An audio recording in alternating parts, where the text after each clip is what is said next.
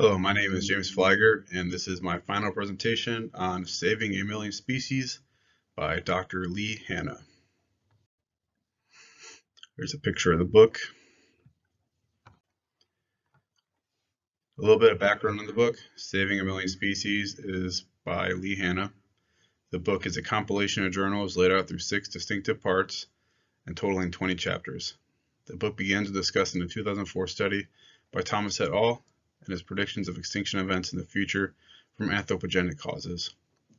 Some of the data was rebutted, but ultimately the model is shown to be an effective tool to wake up those in leadership positions to the dangers of climate change.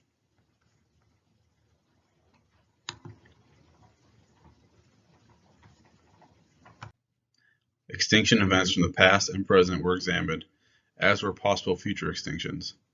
The common theme in many of the extinction events was the role in which climate change, and to an increasing extent, humans had over time.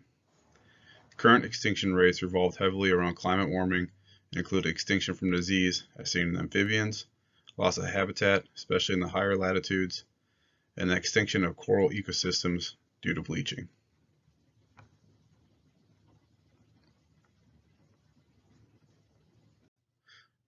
The book continues to predict future extinction events revolving around the tropics, insects, coral reefs, species interactions, and freshwater fauna. The conclusion deals with conservation strategies to include both in situ and ex situ strategies. Species may be able to adapt to climate change, but it's those that cannot that will prove to be the most difficult and costly to conserve. Taking a closer look at the author, Lee Hanna is a senior researcher in climate change biology at Conservation International. In addition to this book, his published works also include articles in the following journals: Nature, Conservation Biology, and Bioscience. He has also been the editor for the book Climate Change and Biodiversity and authored Climate Change Biology. Dr. Hanna holds an undergraduate degree in biology from the University of California, Berkeley, and a doctorate in environmental science from the University of California, Los Angeles. In addition to his public works, he has also led research collaborations to improve conservation planning tools for climate change. These works include software and high-resolution climatologies utilized for modeling species distribution. At UC Santa Barbara and the Breen School, he models climate impacts on species in California and Cape Town, South Africa. These models highlight change to biodiversity due to global warming. And here is a picture of Dr. Hanna. To put the book into context on when it was written, we'll look back at 2012. Many of the environmental concerns are the same as they are today. According to NOAA, 2012 was one of the 10 warmest years on record. Major concerns included rising carbon levels, sea levels, the melting of the polar ice cap in the Arctic, and just global warming in general. It was the first time in a few years there was not an El Niño or La Niña affecting weather and climate conditions. Arctic ice was at an all-time low, and Antarctic sea ice extent was at a record high. Sea surface temperatures rose during the year, and the heat content of the ocean was at an all-time high. Seawater levels had reached their highest point, and ocean salinity was high due to high evaporation. After a previous decline, greenhouse gases rose, and due to the rise in greenhouse gases and decline in stratospheric ozone, there were near record low temperatures in the Earth's lower stratosphere. The book highlights how the Endangered Species Act and International Union for Conservation of Nature struggled to factor in climate change into their assessments of vulnerable and threatened species. In 2008, the U.S. Fish and Wildlife Service did add the polar bear to its list of threatened species based on potential habitat loss due to climate change. While the U.S. Fish and Wildlife Service is tasked with utilizing the best available science to determine species status, it has been found that litigation has had negative impacts on certain species being listed. According to an article by Andrew Coffey in 2020, the issue arises from the interpretation of the service's statement that a threatened species is defined as one that may become extinct in the foreseeable future. Some courts have determined this to be a period of 50 years, and this is primarily based on models which some argue is too speculative. Both Hanna and Coffey expressed that climate change needs to be in the matrix used to determine species vulnerabilities. A quote from Coffey's article states, "It is not the role of courts to resolve scientific arguments. Resolutions should be made among subject matter experts." The tropics is discussed in detail through the works compiled by Hanna. Warming events that have taken place in the Paleocene, Eocene, thermal maximum, where temperatures rose 10 degrees Celsius higher than what Earth is currently at.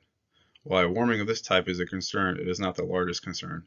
The rate at which the Earth is warming is a concern at the forefront.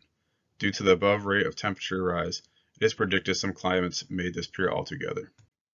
Climates most vulnerable are found in tropical mountain regions, such as the South American Andes, areas in Central America, the African Rift Mountains, the Zambian and Angolan highland portion of the Himalayas, and the Indonesian and Philippine archipelagos. While Hanna insists this data is consistent across numerous climate models, the uncertainty lies with precipitation changes and their impacts on the tropics, the most concerning of which is the impact on the Amazonia region. In 2019, Vito et al. Explored the disappearance of tropical mountain glaciers and the cascading effects this will have.